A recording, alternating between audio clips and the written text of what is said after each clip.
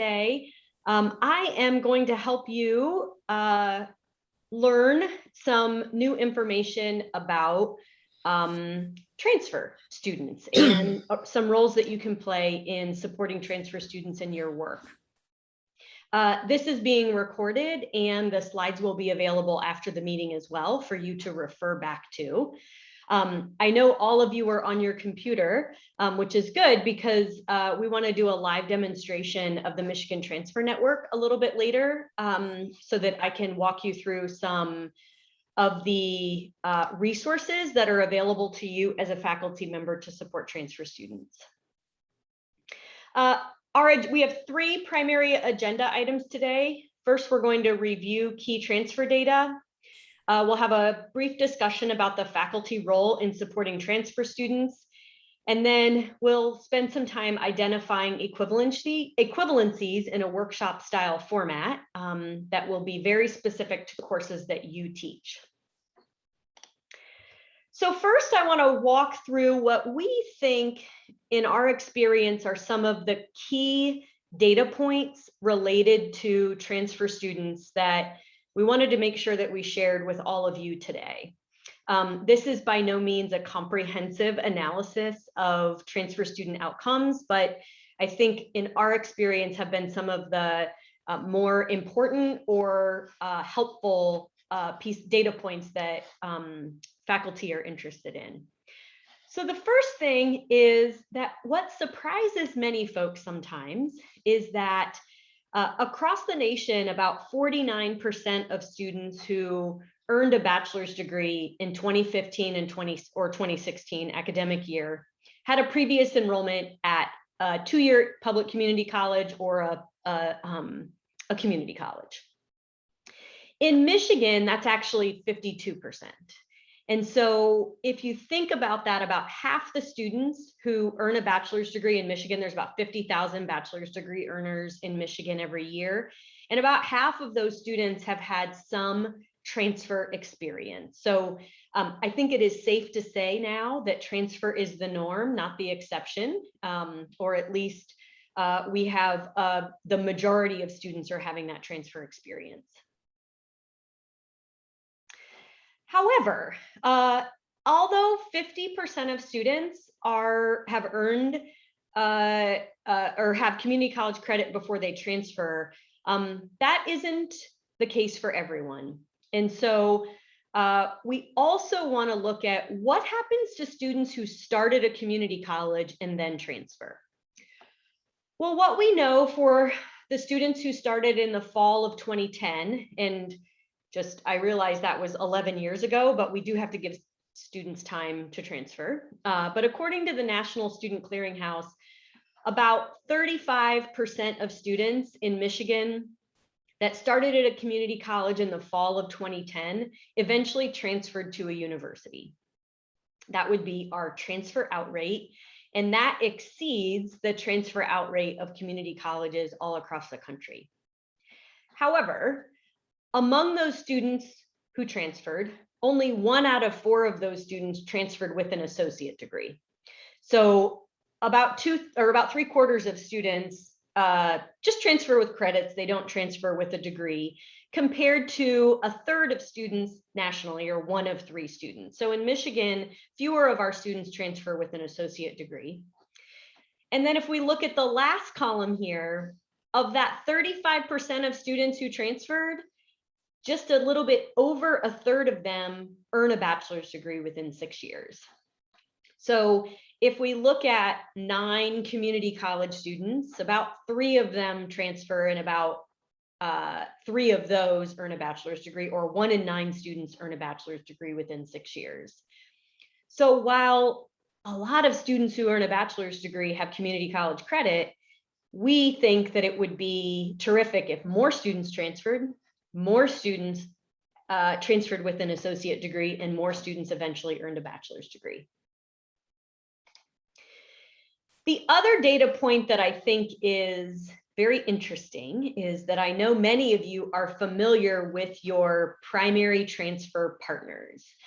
And in this graph here, which is called a Sankey diagram, we are able to visually see, or what's represented in this graph, are the thicker lines represent, or each line, if you will, represents one student, and the thicker the line is, represents more students. So we can see here that Macomb Community College has two primary transfer partners represented by very thick lines, which are at Oakland University and Wayne State University. But as you can also see, there are lots of smaller lines in here too.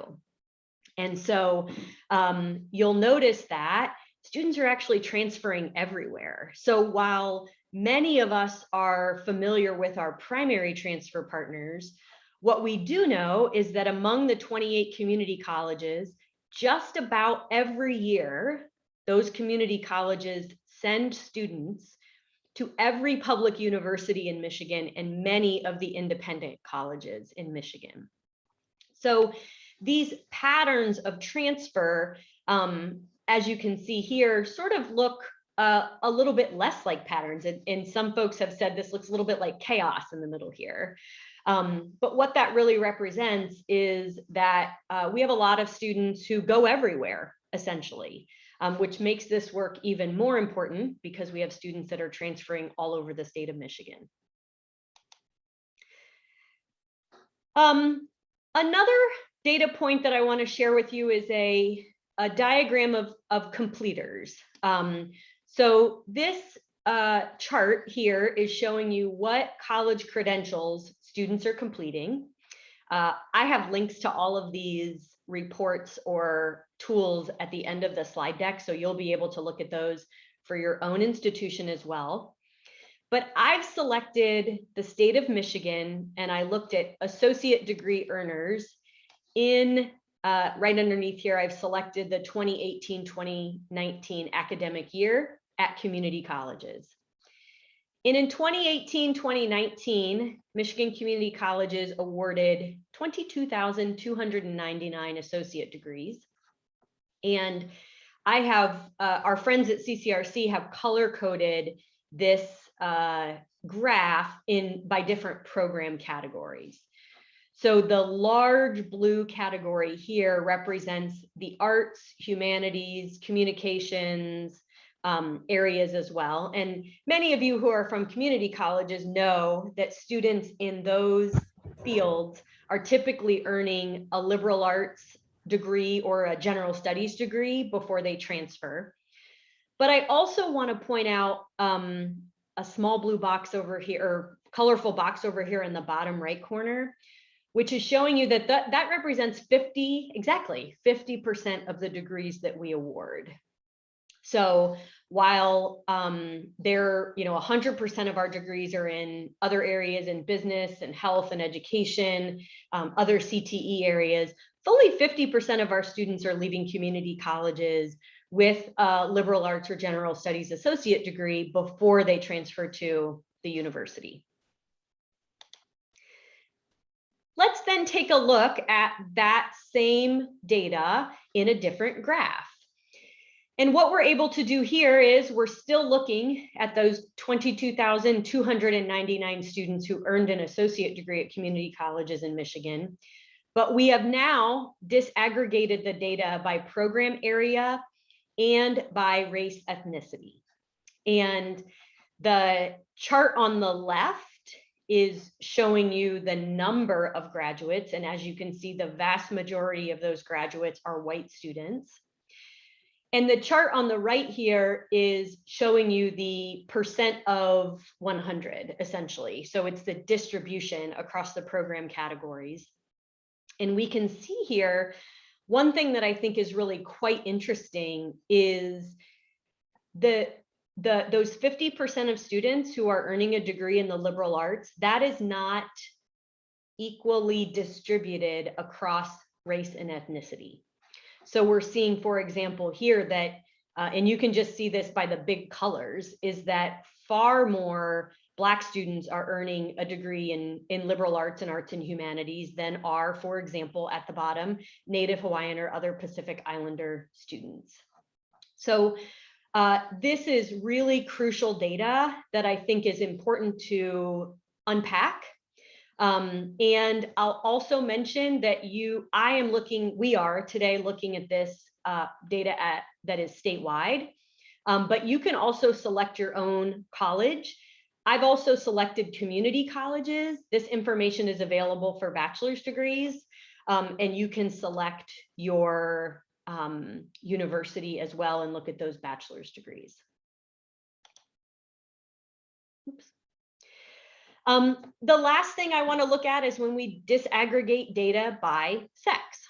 And in this case, very similarly, we see that far more female students are earning degrees at all from community colleges. And then we can also see the distribution of that across a variety of different areas. And as we know in the profession, many programs are there are very distinct gender lines based in certain programs. And this is no different when we look at graduates of those programs. So as we think about expanding access to our programs, it's crucial to look at that race and ethnicity data, but it's also crucial to look at that sex data that we have here. A note that these data come from federal mandatory reporting through IPEDS, and so we do not have, we have an unknown gender, but we don't have any other, at this time, alternative gender assignments as well. So I wanted to provide that very brief background of what that looks like, because I want to ask you then, what is the faculty role in supporting transfer students? What do you do now, and what could you do in the future to be able to support transfer students?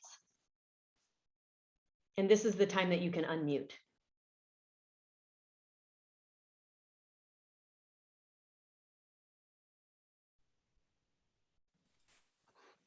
There's a lot to hear.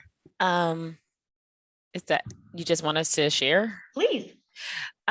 So one of the things that I do is bring advising choices to my courses. So my English courses, I will, make sure they have links on our LMS, which is Blackboard. So there's a link there.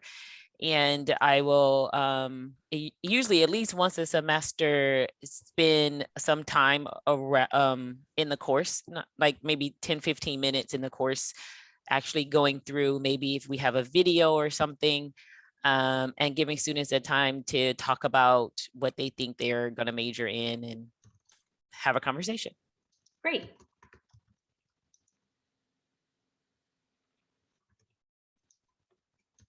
Anyone else?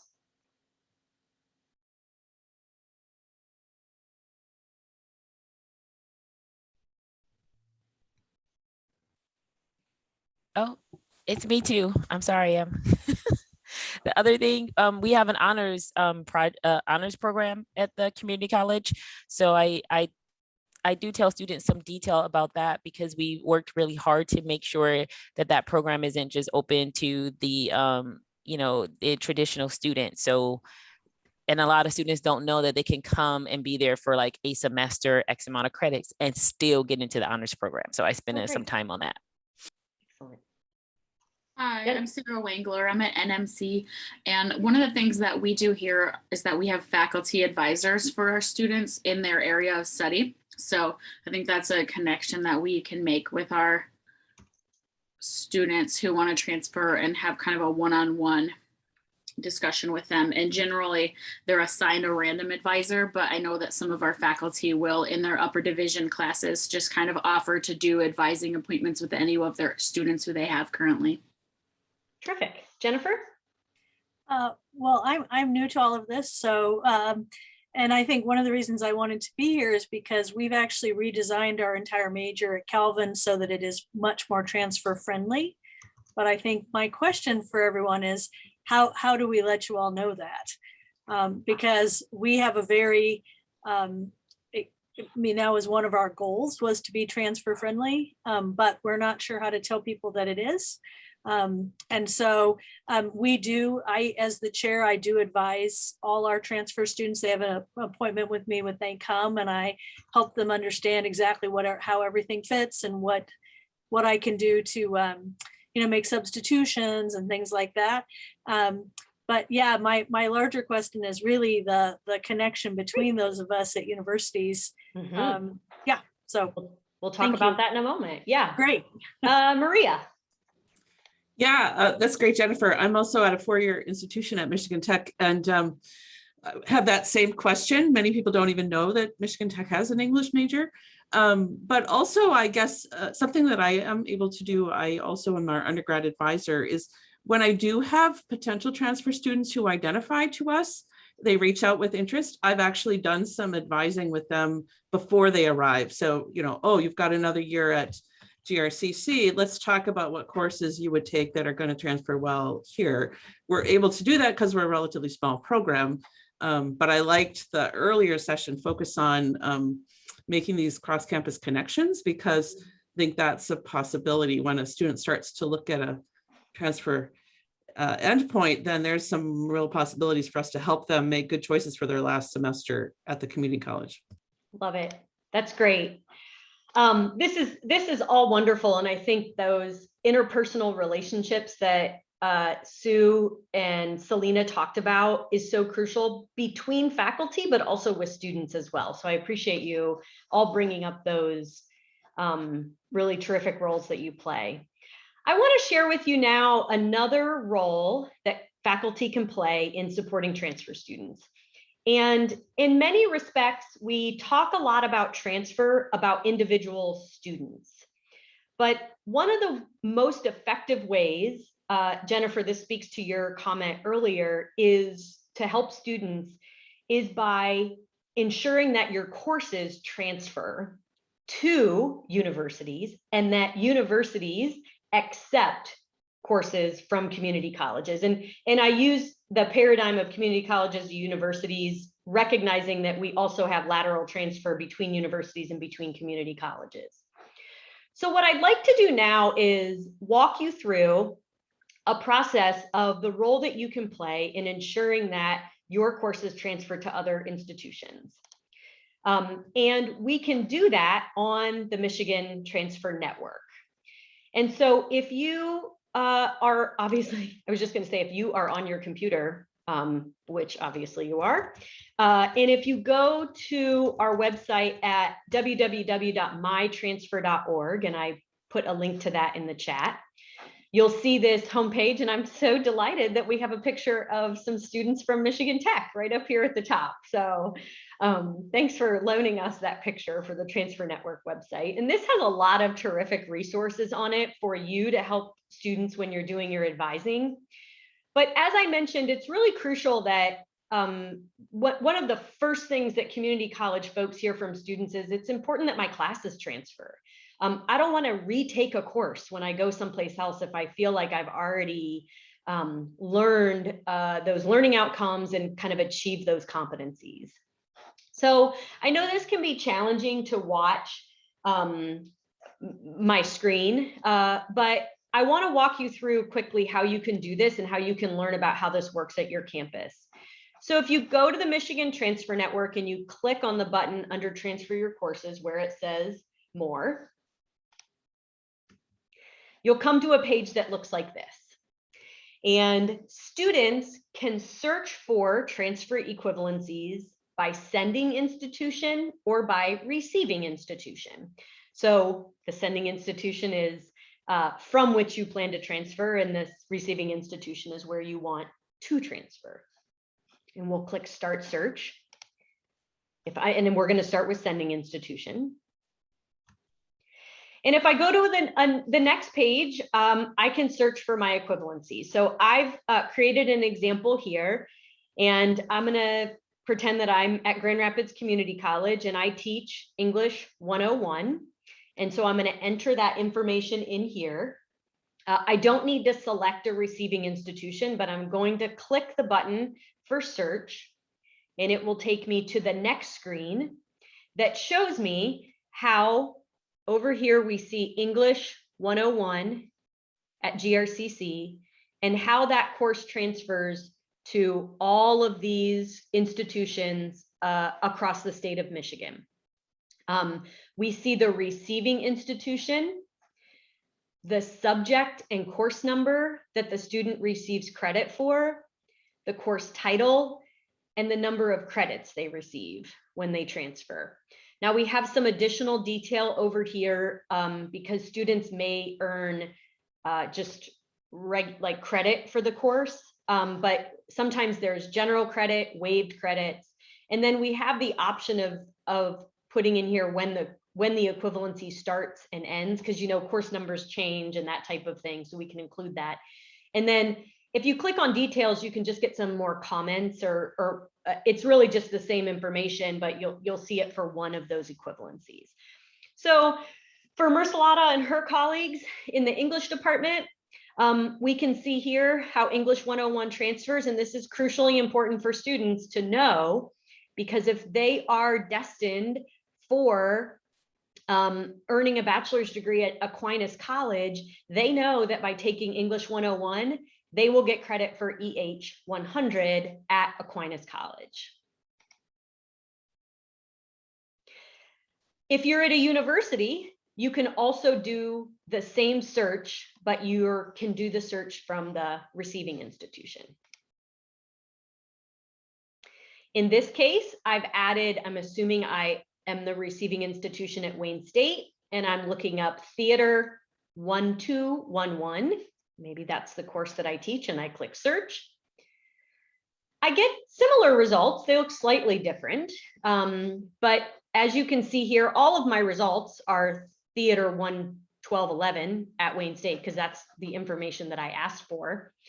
And I can see at the sending institution, this is the course that I can take at the sending institution. So if I know I want to be a theater major at Wayne State, and I'm saying, maybe I want to take this course at any community college, I can see what course subject and course number that is at all of the other institutions in Michigan.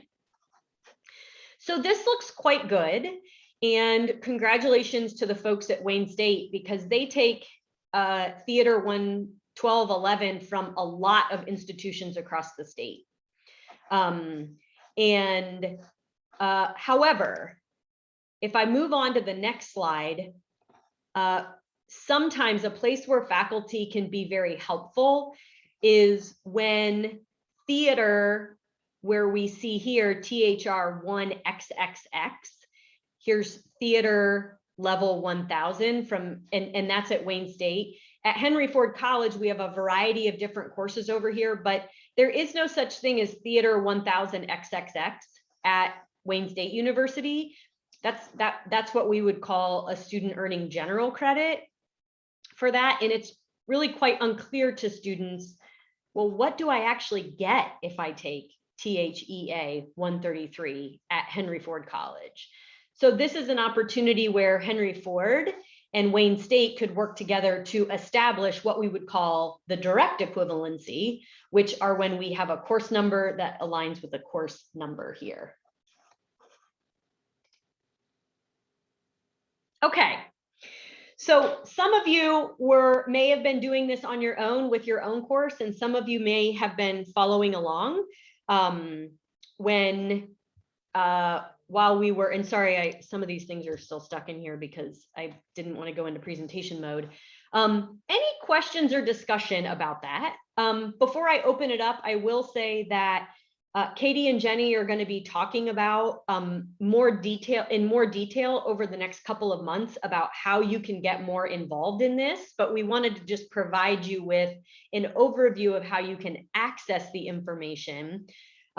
Jennifer, thinking about your transfer friendliness at Calvin, this would be a great place to start, in addition to developing those interpersonal relationships to ensure that Calvin is communicating with students and advisors that your English courses that are taken at community colleges are accepted by your institution.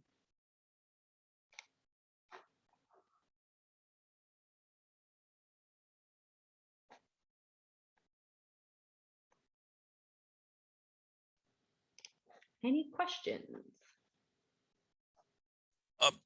A quick question. Hi, this is Dan Gates at SVSU. I'm interested. You pointed out the kind of the general category, and we have a number of those where we accept. We have 4 different courses that we count as meeting the general education requirement. We have 6 in writing, and some are taught in English, and 1 is taught in the Department of Professional and Rhetoric and Professional Writing. So we sometimes accept a course and it says meets the category. And so what you're telling me is it would really help students more if we had a specific course number. It does, because students self-advise so much that the lack of detail there is confusing if they don't have a specific course to course direct equivalency there. However, clearly there are probably situations where you need to do it this way because you don't have an equivalent course. But for the most part, in these programs for courses that transfer, it is extremely helpful for students that they know exactly which courses that is meeting. Yeah, I see it. I think, oh, you've met a general education category. It transfers as 3 credits of the general education category. You don't have to retake the course, but it would create more transparency and more security for the student to know, oh, it's transferring if this is English 204 or English 212 or whatever. Yes, okay, it does. It does, because your catalog doesn't just say THR level 1000. No, yeah, it makes says, sense to you, but it makes more sense to students, as I'm sure it does to you sitting here right now, that it's exactly that course number. Yeah, I can see the appeal. I can thank you. I wonder if I can ask a related question. I do most of the transfer equivalency evaluation for our department, so I see a lot of these. And our challenge is, for example, there are a lot of literature courses out there that we do not have a direct equivalent for. And a lot of what we will accept is courses that students are coming to Michigan Tech to do something else. They're going to use it for gen ed. But if they were coming to do an English major, we would be able to designate it as a major elective. We could maybe talk sometime if there's a way for us to show a dual type of thing, right? If you're coming for English, this would count as a major elective. If you're coming for engineering, it'll count as a gen ed equivalent. You don't need to know a particular course equivalent. That's true. I think there are a couple of different ways to handle that, and be happy to talk with you offline about options that universities use to communicate clearly with students how that will work for them at the receiving institution. Yeah, I'll talk with you about that. That'd be great. It looks like Katie gave us the hook, and I will certainly communicate to them to Katie and Jenny as well, that maybe a deeper dive into where the gaps are in these equivalencies and how you can. All right, if you're coming back in, I know we were in the middle of a really good conversation. It's always awkward to have to cut it down and shut it off. We were running about 5 minutes behind schedule, so we pushed the break till 2:50, which is right now. You've got 5 minutes to go ahead and take care of some business if you need it. And then at 2:55, when you come back, you will have a new breakout selection option, and we will go to round 2.